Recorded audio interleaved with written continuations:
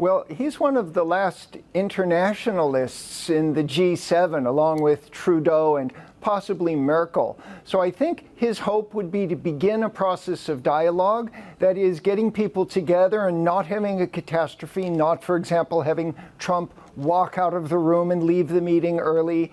He's already had his test with Boris Johnson, a man who had been very critical of Europe and of Macron, and they seem to have smiled and shaken hands and touched a lot. So I think it's not pure public relations, but it's an attempt to try to establish some reality to the G7, that is, to informal dialogue among heads of state.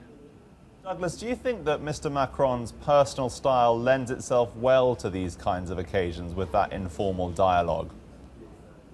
Yeah, I think that he's not someone who's terribly aggressive in his persona. He's a small guy, he smiles a lot, he's young, so he can play different psychological roles of oldest son or brother or cousin, rather than the imposing father scowling and protecting his gold from the others. On the other hand, I'm not sure he's got the clout, that is the oomph, the push, to convince someone like Boris Johnson, who continues to trigger his left hand in a punching maneuver every time he meets a foreign head of state, or Donald Trump, who likes to shake hands till his interlocutors fall down. Macron's not a tough guy, so he's hosting a nice meeting in Biarritz. They've set the expectations low, and they'll probably be met.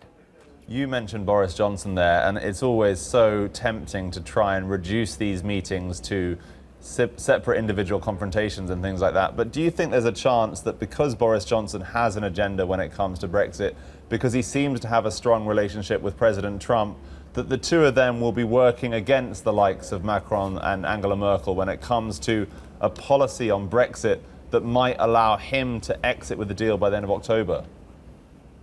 Yeah, I mean, everything looks like the Titanic is going to hit the glacier. And with him at the helm, he's speeding ahead the boat. So it doesn't appear at all that Merkel or Macron have the slightest influence on his resolve.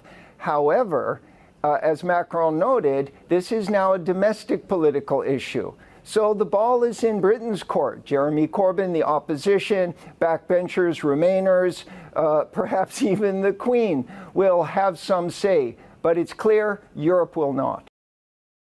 Hi, I'm Joanna Bersecci, and thank you for watching. You can check out more of our videos by clicking on the boxes on the screen.